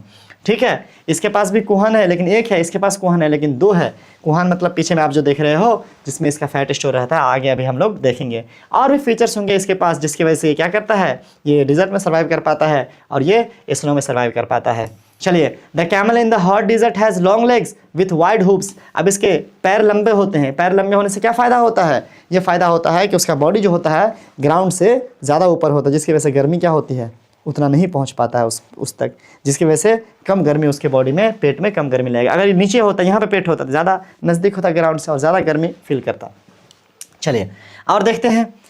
इस तरीके से वाइड हुप्स है ना, इसके खुर क्या होते हैं, वाइड होते हैं। इस तरीके से Alex shares that his grandmother told him that the long legs and wide hoofs help the camel to walk on the sandy desert without sinking into the sand, जिससे वो पानी बालों में धंसेगा नहीं। ये वाइड होता, चौड़ा होता है तो आपको पता है फोर्स अपॉन एरिया, अगर एरिया बढ़ जाएगा तो फोर्स कम लगेगा, वही चीज़ है। क्या कह रहा है यहाँ पे, On the other hand, the height and the legs of the camel in the cold desert are comparatively shorter than those found in a hot desert. These short legs allow them to walk easily on mountain region. और इसके छोटे पैर होते हैं और थोड़े नुकीले होते हैं, उतना चौड़ा नहीं होता है इनका खुर। क्यों? क्योंकि वहाँ पर बर्फ़ में थोड़ा धंसना चाहिए, है ना, हल्का फुल्का, ताकि फिसले नहीं। आगे बढ़ते हैं sir. In desert food is not available easily. अब जाहिर सी बात है, डिजर्ट में फूड उतना आसानी से मिलेगा नहीं। Camel store food in their hump, पीछे जो हम्प होता है उसका कुहान जो आपने देखा था पिट्ठी पे। Camel in the hot desert have one hump each that help them to survive during the scarcity of food. जब उसको फूड नहीं मिलता है, उस हम्प में क्या होता है, फैट होता है, जो बाद में वो जो प्रिजर्व करके रखता है पहले, और वो क्या करता है बाद में उस फैट का यूज़ करके अपनी भूख प्यास को मिटा सकता है। ठीक है, camels in the cold desert have 2 humps each. अब 2 होता है भाई कोल्ड वाले के पास। क्यों? जब ज़्यादा ठंडी होगी तो वहाँ पे और खाने की स्कार्सिटी हो जाती है, तो फिर अपने हम्प से क्या करता है, वो अपना काम चला रहा होता है। These 2 humps shrink in late winters because there is not much food available in the cold desert and valley. अब क्या कह रहा है कि उनके दोनों हम्प जो होते हैं छोटे हो जाते हैं कोल्ड में। जब ठंडी होती है ना तो उनके हम्प छोटे हो जाते हैं बच्चों। क्यों? क्योंकि वो यूज़ कर चुका होता है उसका, है ना, अपने भूख और प्यास को बुझाने के लिए। Moreover they grow long hair from head to neck. अब यहाँ पर हेयर भी आपने देखा था, है ना, कैसे स्नो वाले का हेयर ज़्यादा था ताकि गर्म रहे। Which help them to survive in the cold winters of Ladakh, जो ठंडी में उसको सर्वाइव करने के लिए हेल्प करता है। That other features can help camels to survive in the desert. Desert वाले में रहने वाले का ऐसा क्या खास और फीचर होगा भाई जिससे कि डिजर्ट में वो रह पाता हो? बिल्कुल, और भी फीचर्स होंगे। यहाँ पर लिखा है कि other students also start sharing their observation.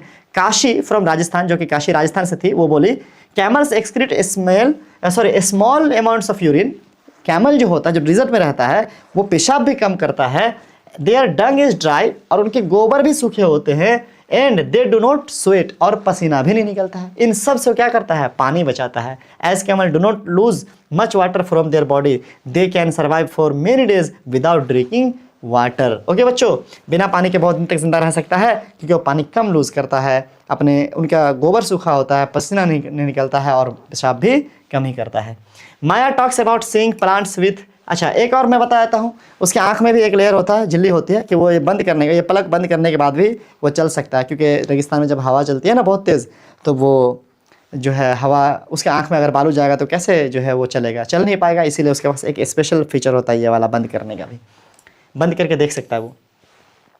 Maya talks about seeing plants with beautiful bright flowers. ठीक है, अब माया कह रही है कि उसने खूबसूरत रोडोडेंड्रॉन्स के फूल देखे हैं इन द, कहाँ, शोला फॉरेस्ट ऑफ नीलगिरीज, नीलगिरी के पहाड़ों में उसने देखा है। Here rhododendrons are of shorter height and have smaller leaves to survive through the heavy winds on a mount tops. अब क्या कह रहा है कि ऑन द माउंटेन टॉप्स, कह रहा है क्या कि वो जो देखी है माया रोडोडेंड्रॉन्स, ये जो था वो छोटे छोटे थे। मतलब नीलगिरी के पहाड़ों में जो रोडोडेंड्रॉन्स था वो छोटा छोटा था। वो कैसा था, छोटा छोटा था। क्यों? क्योंकि वहाँ पर बहुत तेज़ हवाएं चलती है, अगर वो बड़ा बड़ा पौधा रहेगा तो हवा से टूट जाएगा। लेकिन वहीं पर देखिए कुछ और है। हाउएवर पेमा जो है, हु इज़ द सिक्किम से है, मेंशन दैट, वो बोलती है she has observe rhododendrons in the nearby mountain to be taller, और उसने रोडोडेंड्रॉन्स देखे सिक्किम में ऊंचे ऊंचे, क्योंकि वहाँ पर उस तरह की हवा नहीं चलती है जैसा नीलगिरी के पहाड़ों पे। चलिए आगे बढ़ते हैं सर। तो जैसे जहाँ पर परिस्थिति होती है, जैसे जहाँ पर कंडीशन होता है वेदर का, उसी हिसाब से वहाँ पे प्लांट्स होते हैं, उसका जो ग्रोथ होता है और सब कुछ, ठीक है, ताकि वहाँ पर वो क्या कर सके, अपने आप को मेंटेन कर सके बच्चों। So even plants such as rhododendrons may exhibit different features in different region to survive the condition of the region। अब क्या कह रहा है, हालांकि एक ही पौधा है, रोडोडेंड्रॉन ही है, लेकिन सिक्किम में वो बड़ा है और नीलगिरी में वो छोटा है। एक ही पौधा अलग अलग जगह पे अलग अलग साइज़ का है, क्यों? क्योंकि उसको सर्वाइव करना है उस जगह पे, तो उसको वैसे ही फीचर अपने अंदर डेवलप करने होंगे। Sagar tells his classmate that he went to the Andaman and Nicobar island with his parents for a special event. अपने पेरेंट के साथ सागर गया था अंडमान निकोबार, जो कि एक आइलैंड है हमारे इंडिया का। तो कह रहा है कि he saw huge whales and colourful fishes in the ocean. उसने बहुत सारे क्या देखे थे, वेल्स देखे थे और मछलियाँ देखी थी ओशियन में। His father explain that the streamline body of fish make it easier for them in swim in water. अब क्या कर रहा है, उनके फादर ने कहा कि इनका जो स्ट्रीमलाइन छोटा सा बॉडी होता है, ये इसको हेल्प करता है वाटर में सर्वाइव करने के लिए। चलो बच्चों आगे बढ़ते हैं। We have learn that the plants and animals, है ना, living in a particular region have special feature that make them fit to survive there. अब हमने क्या पढ़ा कि कुछ स्पेशल फीचर्स होते हैं जो किसी प्लांट या एनिमल के क्या करते हैं, फिट करते हैं किसी स्पेशल रीजन में। तो कह रहा है the special feature that enable plants and animals to survive in a particular region are called adaptation. ये बहुत इंपॉर्टेंट है, इसको मैंने यहाँ पर अंडरलाइन करा, आप इसको याद कर लीजिएगा। एडेप्टेशन किसे कहते हैं, वो फीचर जो किसी प्लांट या एनिमल को एबल करवाता है किसी जगह पे रहने के लिए। यानी एक जानवर है जो किसी जगह पे रहता है, तो उसके पास कुछ ऐसे फीचर्स हैं जिसकी वजह से वो उस जगह पे रह पाता है, ठीक है। तो वो जो उसके पास कैपेसिटी है, वो जो गुण है जिसकी वजह से वो किसी स्पेशल एरिया में रह पा रहा है, उसी को हम लोग क्या कहते हैं, एडेप्टेशन कहते हैं। यानी हम अगर यहाँ से अभी किसी ठंडे जगह में चले जाएँ और वहाँ पर हमको सर्दी लग जाए और हम वहाँ पर जिंदा नहीं रह सकेंगे, लेकिन अगर हम वहाँ रहने लगे थोड़ा करके, अगर हमारे अंदर वो गुण डेवलप हो गया कि हम भी उस ठंडे जगह को सर्वाइव कर पा ले, तो हमने क्या कि हमने अडॉप्ट कर दिया। एडेप्टेशन क्या है, बेसिकली किसी एनिमल या प्लांट का किसी स्पेशल जगह के हिसाब से अपने अंदर एक फीचर डेवलप कर लेना कि वहाँ पे वो सर्वाइव कर सके। ओके बच्चों, आई होप कि आप समझ गए होंगे। The shape of the deodar tree and the height of the rhododendron are adaptation that enable them to survive in the mountain region. अब रोडोडेंड्रॉन के बारे में हमने जो पढ़ा, ये वही चीज़ है कि इसको एडेप्टेशन में फीचर हुआ, ठीक है। The place where plants and animals live is called their habitat. जहाँ पर जो रहता है उसको उसका हैबिटेट कहते हैं। हैबिटेट का मतलब आप घर समझ लो, इन्वायरमेंट समझ लो, जहाँ पर जो रहता है वो उसका हैबिटेट है बच्चों। The place where plants and animal lives is called their habitat. For example the habitat of sea, है ना, टर्टल्स इज द सी और द ओशियन। अब जो कछुआ सी में रहेगा या ओशियन में रहेगा, उसका हैबिटेट वही सी या ओशियन है। The habitat of the camel is the hot और the cold desert and the habitat of a rhododendron is the mountain. The habitat of the plants and animals provides them for food, है ना, water, air, shelter and other needs for their survival. अब क्या कह रहा है, जो जहाँ रहता है वो उसका हैबिटेट है। कोई माउंटेन में रहता है तो माउंटेनियस हैबिटेट है, कोई डिजर्ट में रहता है तो उसका डिजर्ट हैबिटेट है, कोई पानी में रहता है तो उसका वो हैबिटेट है। हैबिटेट क्या है, बेसिकली वो घर है, वो इन्वायरमेंट है जो उसको सब कुछ देता है। क्या क्या देता है, तो उसके प्लांट देता है, वाटर देता है, वाटर देता है, फूड देता है, एयर देता है, शेल्टर देता है, शेल्टर मतलब घर, वो सब कुछ प्रोवाइड करता है जो किसी एनिमल या प्लांट को कहीं रहने के लिए, जिंदा रहने के लिए चाहिए। ओके बच्चों, तो उसका हैबिटेट हुआ। चलो, many types of plants and animals. Habitat का मतलब फिर मैं बोल रहा हूँ ना भाई, आप एनवायरनमेंट समझ लो, आप समझ लो, घर समझ लो, कोई जगह जहाँ पर कोई रहता है वो उसका हैबिटेट है। हमारा हैबिटेट क्या है, हमारा हैबिटेट ये तराई है, ये प्लेन एरिया है, ठीक है, ये मिट्टी है, ठीक है, ये हमारा हैबिटेट है। यहाँ पर क्या है, यहाँ पर प्लेन एरिया है, यहाँ पे नॉर्मल मौसम होता है, यहाँ पर पेड़ पौधे जिस हिसाब से पाए जाते हैं, हमारा हैबिटेट है। ओके, चलिए इन्वायरमेंट कह सकते हो आप हैबिटेट का। Habitat plays an important role in the shaping the biodiversity of a region. Habitat बहुत इंपॉर्टेंट रोल प्ले करता है किसी जगह के बायोडाइवर्सिटी को शेप करने में। बायोडाइवर्सिटी क्या था कि किसी जगह पे कैसे प्लांट या एनिमल रहते हैं, वो हैबिटेट पे डिपेंड करेगा ना।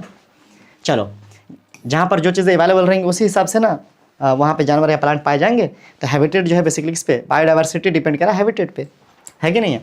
नो साइंटिस्ट, अब देखो साइंटिस्ट एक और आ गए हमारे पास जिसका नाम है सालिम अली। सालिम अली साहब 1896 में पैदा हुए थे और 1987 में मर गए हैं।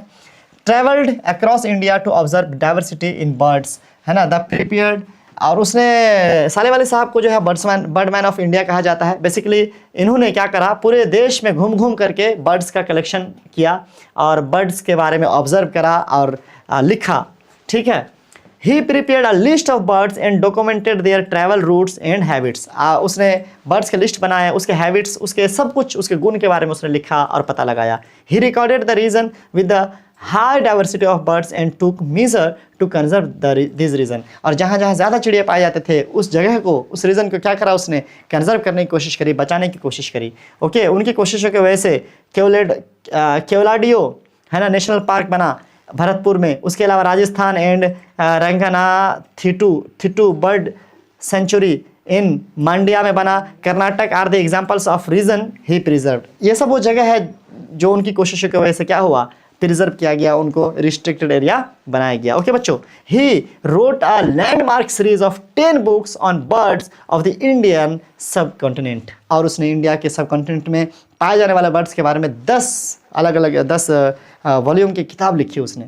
ओके, जिसमें सब कुछ डिटेल जो है चिड़ियों के बारे में था इस इंडिया के। He referred to the bird man of India. He was awarded Padma Vibhushan in 1976 और उसका अवार्ड भी मिला, पद्म विभूषण से उसको सम्मानित किया गया, उसको बर्ड मैन ऑफ इंडिया कहा गया। What are the different you can group plants and animals based on their habitat, है ना। One way is to group them in those that live on land and those that lives on water। कैसे आप habitat के हिसाब से, कौन कहाँ रहते हैं इसके हिसाब से ग्रुप कर सकते हैं एनिमल का या प्लांट का। ठीक है, यहाँ पर एनिमल की बात हो रही है। The plants and animals that live on land are said to terrestrial habitat. जमीन पे रहने वाले प्लांट और एनिमल का जो हैबिटेट है वो है टेरिस्टेरियल हैबिटेट। ठीक है बच्चों, मैंने हैबिटेट कहा घर, एनवायरनमेंट। ज़मीन पर रहने वाले, चाहे वो प्लांट हो चाहे वो एनिमल हो, है ना, उसके हैबिटेट को हम लोग कहेंगे टेरिस्टेरियल हैबिटेट। ओके, एग्जाम्पल है टेरिस्टेरियल हैबिटेट का, जैसे फॉरेस्ट हो गया, डिजर्ट हो गया, ग्रासलैंड हो गया या माउंटेन हो गया, ये सब टेरिस्टेरियल है क्योंकि ये सब ज़मीन पे है।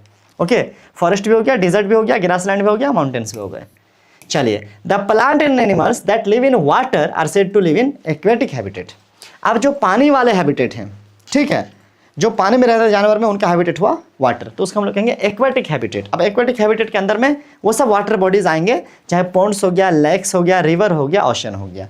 यानी अगर आपसे पूछा जाए, है ना, कि मछली कौन से हैबिटेट में रहती है, तो एक्वेटिक हैबिटेट में। व्हेल एक्वेटिक हैबिटेट में, केकड़ा एक्वेटिक हैबिटेट में, टर्टल एक्वेटिक हैबिटेट में। अगर आपको हम किसी जानवर के बारे में पूछेंगे, चिड़िया के बारे में पूछेंगे, ऊपर पेड़ पर रहने वाला हो, चाहे पहाड़ पर रहने वाला हो, चाहे मरुभूमि में रहने वाला हो, वो सब के सब टेरिस्टेरियल हैबिटेट के अंदर आएगा। मतलब मोटा मोटी टेरिस्टेरियल हैबिटेट का 2 टाइप हो गया, टेरिस्टेरियल हैबिटेट और एक्वेटिक हैबिटेट। ओके बच्चों, लेकिन तीसरा भी है। Some animals such as frog can live in water as well as land, these are called amphibians. लेकिन कुछ ऐसे भी जानवर हैं जो दोनों हैबिटेट में रह सकते हैं बच्चों, उसको हम लोग एम्फीबियंस कहते हैं। ठीक है, जैसे कि एग्जांपल दिया टर्टल या फ्रॉग, है ना, ये वैसे एनिमल हैं जो दोनों जगह रह सकते हैं। What would happen if the habitat of the plant और एनिमल इज डैमेज्ड। अगर हैबिटेट यानी इस घर को अगर खत्म कर दिया गया तो क्या होगा, या बर्बाद कर दिया गया या नुकसान पहुंचाया गया तो क्या होगा।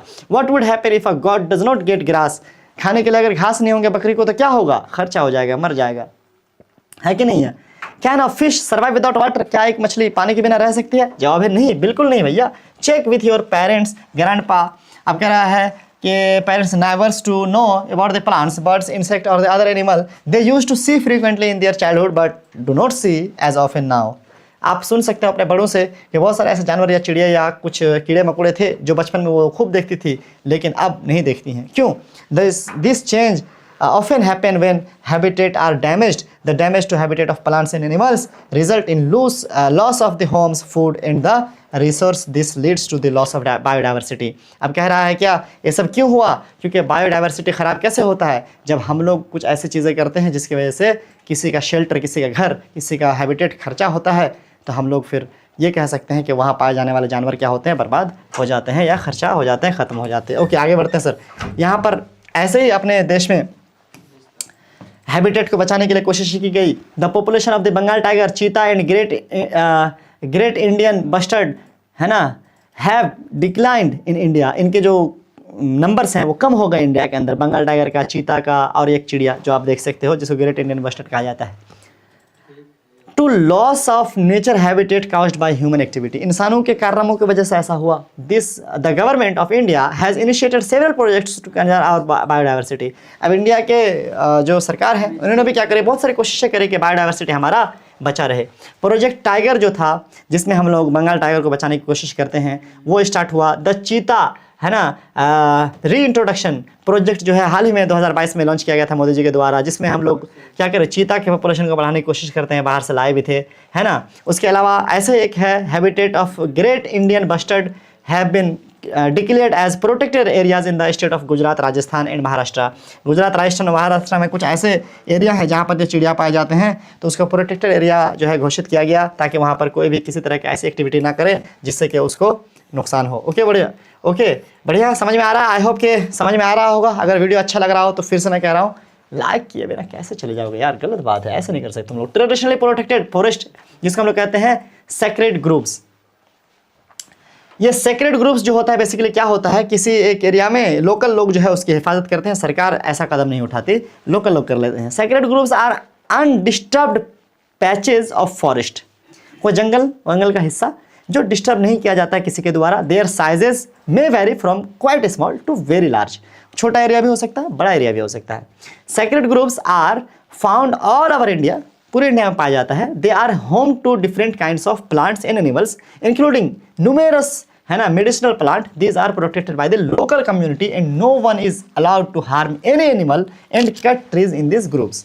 अब क्या कह रहा है कि वहाँ के लोकल लोग, उस जंगल के लोकल लोग क्या करते हैं, उसको बचाते हैं, यानी उस जंगल के किसी भी तरह के जानवर या पौधों को कोई नुकसान नहीं पहुंचा सकता। वहाँ के लोकल लोग उसको क्या करते हैं, बचाते हैं, है ना। उसमें मेडिसिनल प्लांट वगैरह भी होते हैं, बहुत किस्म के प्लांट या जानवर हो सकते हैं, ठीक है।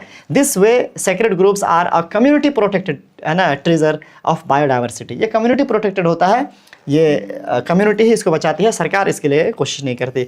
Find out about the sacred groups in your region. क्या आपके एरिया में कोई ऐसा है? आप अगर है तो पता लगाइए। ओके बच्चों, तो इस तरीके से हम देख सकते हैं कि हमारा एनसीईआरटी का ये खत्म हो जाता है line by line session. Okay, तो कैसा लगा आपको क्लास, बताइए, कमेंट करिए। अच्छा लगा, समझ में आया? अगर फास्ट हो गया, कहीं पर स्पीड आपको ज़्यादा लग रहा था, आप क्या कर सकते हो, यूट्यूब पे एक ऑप्शन है, कम कर सकते हो, 0.5x कर लेना। चलो भाई, यहाँ पर कुछ क्वेश्चन आंसर हम फटाफट देख लेते हैं। यहाँ पर 2 तरह के बीज हैं, अब इनके लीफ वेनेशन बताने हैं। तो गेहूँ है तो इनका लीफ वेनेशन क्या होगा, पैरेलल है। बीन है तो इसका लीफ वेनेशन क्या होगा, इसका लीफ वेनेशन आपको रेटिकुलेट होगा। ओके, यहाँ पर कुछ जानवर दिए हैं, उसको इस 3 ग्रुप में बांटना है, ठीक है। जो ज़मीन पे रहते हैं टेरेस्ट्रियल हैबिटेट वाले, जो पानी में रहते हैं एक्वेटिक हैबिटेट वाले, और जो दोनों जगह रहते हैं एम्फीबियंस वाले। ओके, तो यहाँ पर इससे हॉर्स है, वो क्या हो गया, टेरेस्ट्रियल हो गया।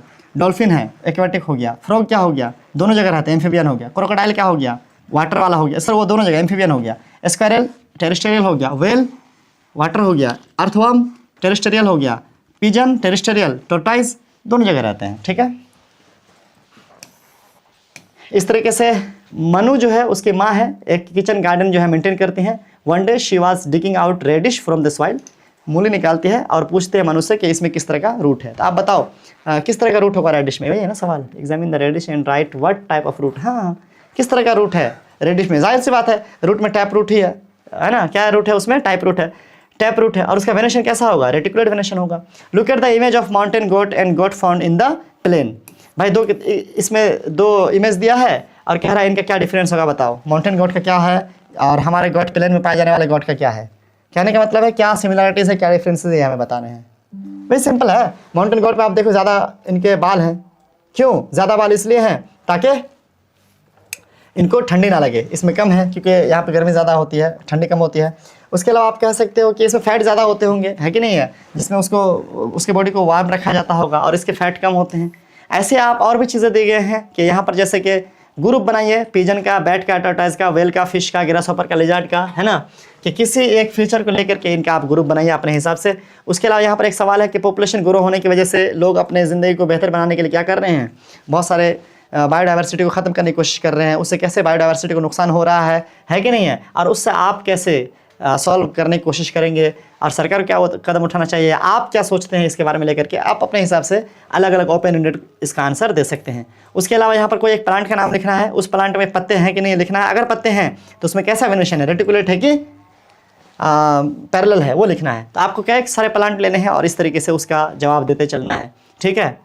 अब जाहिर सी बात है, कोई एक प्लांट है, उसका नाम लिखो। कहने का मतलब मैंने लिया रोज़, लीव है, यस लीव है। कैसा रेटिकुलेट है कि पैरेलल है, तो रेटिकुलर वेनेशन है। इस तरह से लिखते चलना है बस। राज आर्ग्यूज दैट हिज, देखो जो गुड़हल है वो हिबिस्कस का जो प्लांट है ना, वो एक क्या है, आर्किस गुड़हल हिबिस्कस शर्ब है। तो कह रहा है कि आप क्या पूछोगे जिससे प्रूफ होगा कि गुड़हल शर्ब है कि नहीं। तो शर्ब के जो गुण होते हैं, हर्ब शर्ब के क्या गुण होते हैं, मीडियम साइज प्लांट होना चाहिए, उसका स्टेम में भी क्या होना चाहिए, थोड़ा वुडन हार्ड होना चाहिए, है ना। तो उनके जो ब्रांचेस हैं वो ग्राउंड फ्लोर से थोड़े ही ऊपर से निकल जाने चाहिए। अगर ये सब गुण इस पर पाए जाते हैं, यही सब सवाल करेंगे, अगर ये सब गुण पाए जाते हैं तो जस्टिफाई कर देगा उसके आंसर को। इस तरीके से हम क्या कह सकते हैं, based on the information that able to find out the example of this plants, है ना, फॉर ईच ग्रुप। ठीक है, इसका एग्जाम्पल आप पता लगाइए, डाइकॉट टैपरूट वाले इसका एग्जाम्पल, मोनोकॉट फाइब्रस रूट वाला इसका एग्जाम्पल।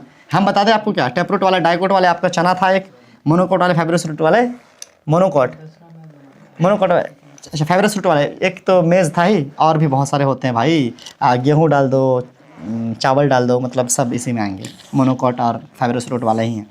उसके अलावा इसमें कह रहा है कि इससे क्या फीचर है, यहाँ पर देख रहे हो इसके पैर ऐसे हैं क्योंकि इससे इसको तैरने में हेल्प होता है। इसके पैर ऐसे हैं, ज़मीन नोचता है, कीड़ा उड़ा मिलता है, दाना वाना तोड़ता है, दाना तोड़ता तो इससे कीड़ा उड़ा मिलता है और उसे खाने में हेल्प होता है। ओके बच्चों, इस तरीके से हमारा ये एक्सरसाइज भी क्या होता है, ख़त्म हो जाता है। अब हम लोग क्या करेंगे, अब हम लोग क्विक रिवीजन करेंगे। तो चलते हैं अपने पीपीटी की ओर और हम लोग रिवाइज करके चैप्टर को ख़त्म करते हैं। ठीक है बच्चों, तो यहाँ पर वेलकम है फिर से आपका।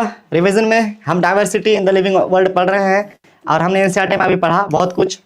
तो सबसे पहले हम देखते हैं डेफिनेशंस। इसमें जो बहुत इंपॉर्टेंट है वो है ग्रुपिंग किसे कहते हैं, arranging things into groups based on their common features. Common features के हिसाब से अगर हम किसी चीज़ों को अरेंज करते हैं तो उसको हम लोग ग्रुपिंग कहते हैं। आप ये सब कुछ नोट करके क्या कर सकते हैं, लिख सकते हैं स्क्रीनशॉट लेकर के। बायोडाइवर्सिटी किसे कहते हैं, the variety of plants and animals in a particular region. किसी खास जगह में जो वेराइटी ऑफ एनिमल्स या प्लांट पाए जाते हैं उसको हम लोग क्या कहते हैं, बायोडाइवर्सिटी कहते हैं। हैबिटेट किसे कहते हैं, the place where plants and animals live providing them with food water air and shelter. Habitat वो जगह होती है जहाँ पर कोई रहता है जो उसको उसका खाना देता है ना, हवा पानी देता है। ओके, एडेप्टेशन किसे कहते हैं, the special features that enable plants and animals to survive in a particular region. Adaptation मतलब वो गुण जिसकी वजह से कोई कहीं रह पाता है, यानी मेरे अंदर कुछ खास ऐसे गुण होंगे कि मैं इस जगह पर रह पाता हूँ।